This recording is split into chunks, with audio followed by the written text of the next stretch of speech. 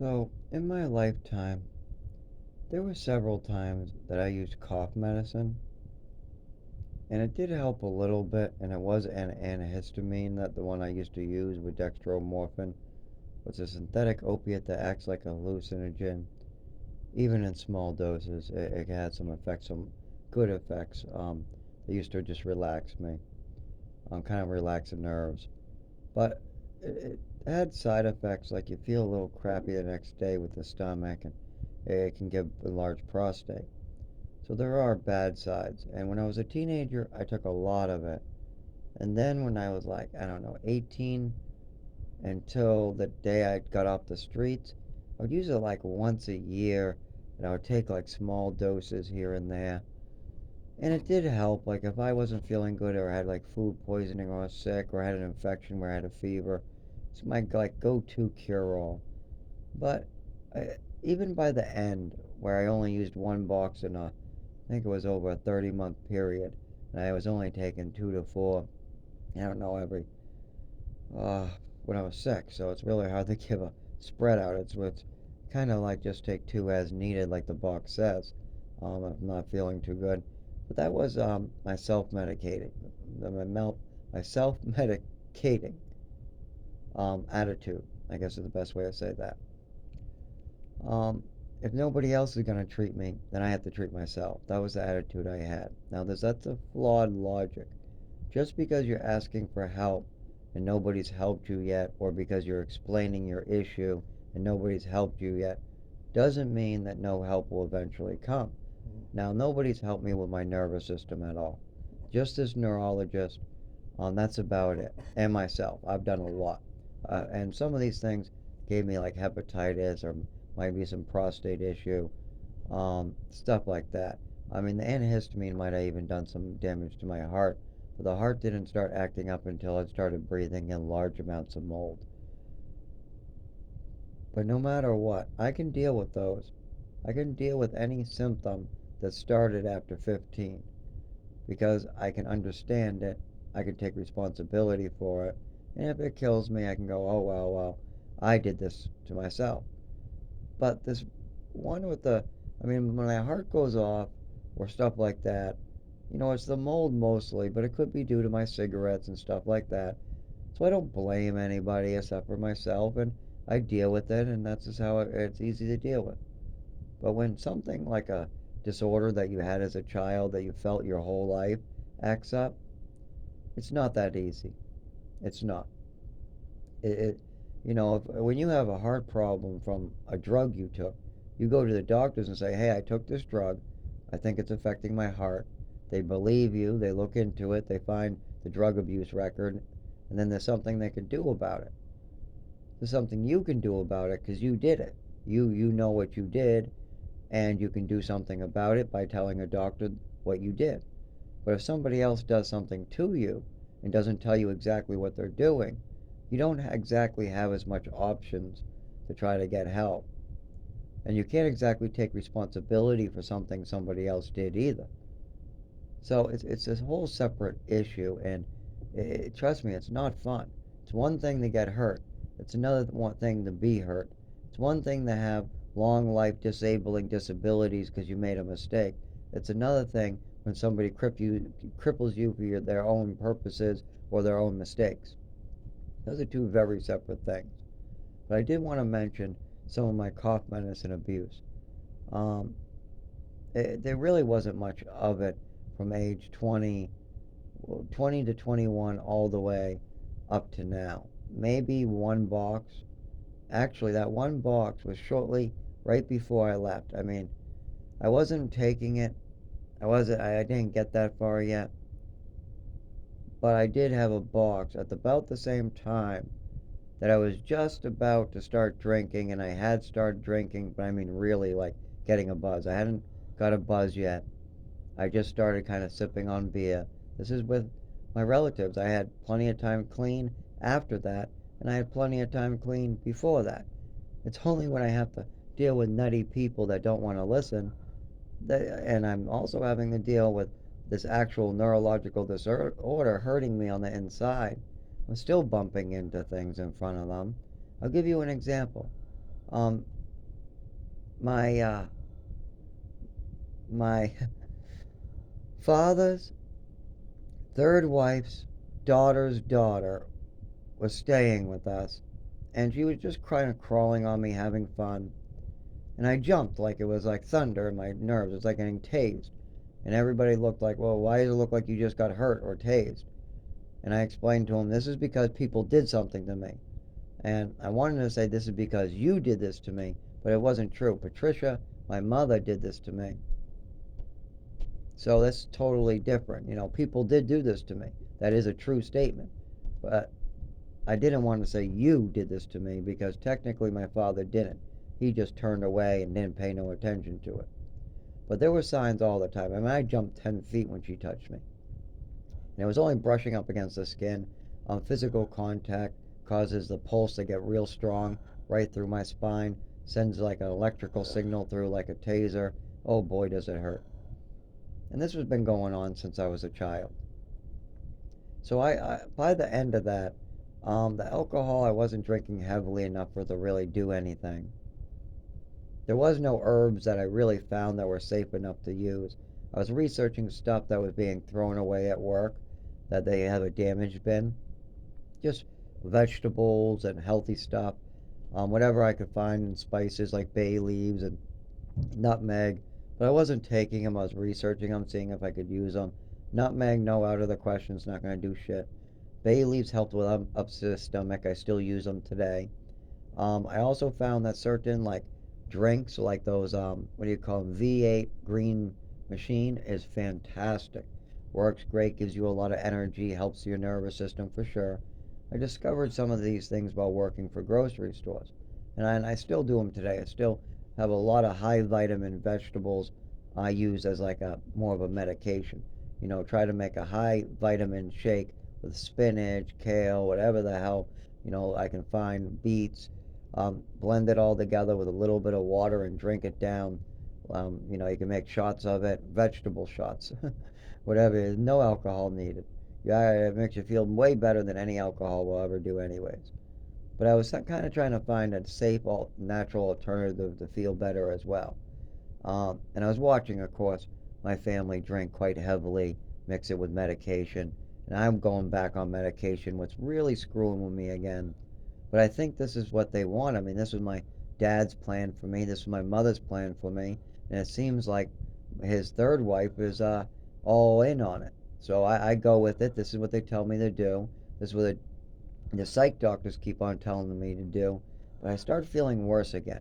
And before I moved to Maine, I was staying with a friend after I got out of the detox, and then I got out of the program for a year. And then I stayed with a friend for a month. Now they drank and did drugs, and I didn't touch a thing. So it was a good test to make sure I had control of what I was doing, what I was. But while I was there and taking the prescribed medicine from the psychiatrist, they said that medicine made me look all messed up. This was that same sleeping medicine, trazodone, antipsychotics, all that type of stuff. They said, you gotta stop taking that, man. You look messed up. They made fun of me for taking those pills. They said, those doctors are messing you up. I can tell by looking at you. I said, no, they're telling me that this is what I need. It'll make me better. And it never does. I get worse. People keep on doing the same thing over and over, like seeing a psychiatrist taking your mother told you to take for a neurological condition or for weird made up notions your mother had. That's psychotic. That's crazy. So I stopped acting crazy. I stopped doing that, and I went to see a neurologist, and that helped a lot. But while I'm under this roof, they're kind of still pushing this narrative, and I'm not, I'm trying to figure out which medicine's hurting me and which one isn't, and that's not a great idea either. I first took them out all as prescribed, then I brought up my side effects with the doctor. He went up on some of them, started feeling worse, so I dropped a couple, and then I got rid of some because somebody wanted them. I would, that's not a good idea either. But when somebody they owe favors to wants them, who cares? I gotta throw them away. I'll throw them away, and if you want to dig for them, dig for them. So you throw them away and get rid of them. These are grown adults in their 50s. They want to take them, whatever. Um, but I realized some of these weren't really doing me any good, especially the stimulants like the ADHD medication. When I took that, yeah, I would stare and sit down, but it made the neurological disorder 10 times worse. Helped with one thing, made another thing worse. So I figured that out by dropping those. I also had to cut a lot of my night meds in half just so I wouldn't wake up with a hangover and be able to move in the morning. So things like that you shouldn't be doing. You shouldn't be cutting your own meds in half like a sleeping med, and you shouldn't be giving or stopping any without consulting your doctor. But I did consult my doctor, and he just kind of went with my medical records that he sees. That's it. What my mother said. Now, this is kind of a dark one, but I wanted people to know more about me and have an understanding in my. This is a book I'm writing on the side. Keep that in mind. This is just, well, I listen back to this and I pick out the details that I want to use. I shorten some, lengthen some. Like for instance, there's a whole description of a really, really nice hemp or marijuana pipe that I kept clean until I ended up smoking with my brother out of it. It was nice and clean. Um, it had a little cap on it, so you kept it as a necklace, and it was a decorative cross, crucifix. Beautiful keychain, beautiful cross, but you could open it up and it would turn into a pipe. Now, eventually it did get dirty, but before that, it was clean. Oh, actually, no. You know what? We didn't smoke out of it, but somebody wanted to see how it worked and tested a flame out. But it didn't like blacken it or anything. I mean, we did test it out, but it's not like it was actually smoked. So it's still clean. It had no odor to it. You could wear it as a necklace and nobody would smell anything. Not that I really cared that much. At this time, I'm trying to treat myself with hemp, whatever I can find. Now, I didn't have hemp at this time, or weed. I couldn't get any. I had no marijuana the whole time I was in Maine. Every single time I was in Maine, my whole entire life. I never was able to get marijuana in Maine. But there were times that people on the beach or people in my family gave me a hit or two, and I much appreciate that. It helped me sleep. It was usually at night, or it's usually when I'm trying to relax. And luckily, those marijuanas didn't seem to trigger my seizures, or my shakes really bad, or the pain down my spine. And some of them do. So I was taking a big risk back then. It's not a risk I would take today. Today, it has to be from a dispensary, it has to be an exact type for seizures, and it has to be where I'm not going to work and I have nothing to do for a long period of time. And because there's so many has to be's, it's much easier just to go get some hemp medicine like CBD cream, CBN tablets, CBN gummies, something like that. Much easier. But keep in mind, I had a really cool cross pipe that I still to this day love. I've been looking on eBay and many stores because I only paid like $3 to $5 for it, and I'm super religious and deep. And there's an experience I would like to try. If I get better and I start working some more, I would like to try to smoke magic mushrooms in some type of religious pipe. Burn it like incense in the room while I meditate, something like that. Not directly smoke it, but have it in the air as I just meditate, have it around me, kind of burnt like an incense. But with some religious container or religious meaning to the device I'm putting in it. That might be something cool.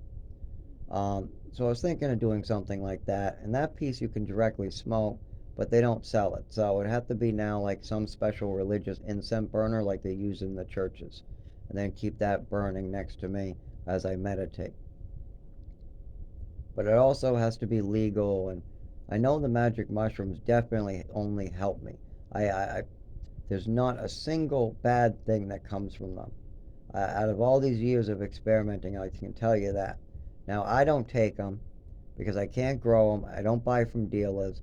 And the place that actually like gives it away because they're like some online craze where they try to get people to come in for this therapy, but after they're done with them, they have to get rid of them and dispose of the mushrooms. That place doesn't do that anymore. You can grow your own spores if you register, but you better not live in an apartment like mine. If you live in an apartment like mine where the wood is like sponge because of all the mold, like every window has spongy wood, it will not grow. It doesn't matter what case you have, Even the gas exchanges, just from giving it a mist of water, it'll sneak in, die. I couldn't get any more than a couple small ones out, and they died right away. And it's like a micro dose at best. It's not enough to have a trip or an experience. So grow them properly and legally. But I highly suggest anybody struggling with depression, addiction, or some specific medical issues, see if they can find a doctor or a therapist or even some way to properly educate themselves and properly take and administer magic mushrooms. It is probably the most healing medicine out there with so many benefits, and I've seen little to no bad effects in all the years of studying them, all the years of talking to people who take them. I've cleared it. I've talked to some medical professionals about it. It seems absolutely safe for me to do. But there are some little rules that have to, guidelines that have to be followed. And I've always found it easier to follow these rules and guidelines that society puts forward and look for what you can do in between those guidelines. You also got to research each thing because, like, for instance, there is a legal magic mushroom out there you can order, but it has a lot of side effects like nausea. It's not good for people with seizures. It's not the type of magic mushroom I need. It's not something I that would help me. Not like the real ones. So I'll wait on those probably until I go to South America. When I go to South America, and I go to spend the last 10 years of my life to go pass away, at that point, that's when I'll go probably back to the magic mushrooms. I'll stick to the meditation. I mean, you can get the same effect with hours of meditation, um, stuff like that. There's also fasting. There's a lot of stuff you can do. There's a lot of what they call, um, oh, what do they call it? I know the words on the tip of my tongue, but aromatherapy. You can use aromatherapy to go into a deeper meditation as well. I highly suggest doing these things over going to your heroin dealer, coke dealer, going to a pharmaceutical drug that's in a pill form, taking 5 pills in the morning, 6 at night, and 10 at night, or sorry, 6 in the afternoon, 10 at night. I don't suggest that for anybody. That side effect list will be through the roof. Try something safe, effective, that's been used for a long time, something that's been kind of more human studied. There's been more human trials, and we know more of how it will affect the body. Those are the type of things that might be good, like bay leaves are a very good once in a while treatment for upset stomach.